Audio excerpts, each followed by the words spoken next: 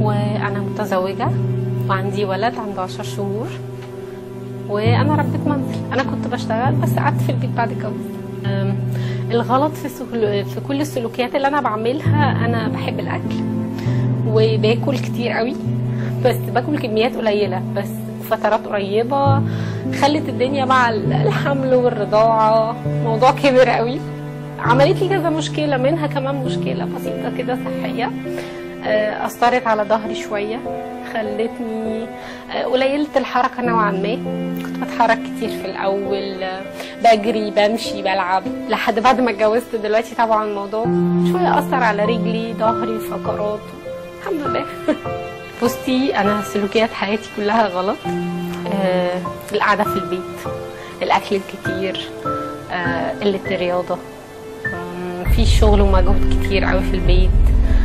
عايزة أغير إيه من سلوكياتي؟ عايزة أنظم أكلي، أكل أكل صحي، أحافظ على صحتي أكتر كمان من الرشاقة.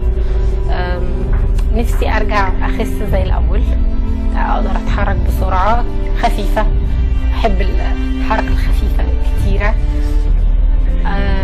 عايزة أعمل رياضة مفيدة كويسة، عشان حابة أشوف نفسي زي ما كنت الأول. أنا بحب نفسي قوي، بحب جسمي وأنا صغيرة قوي، بس نفسي أرجع زي ما كنت.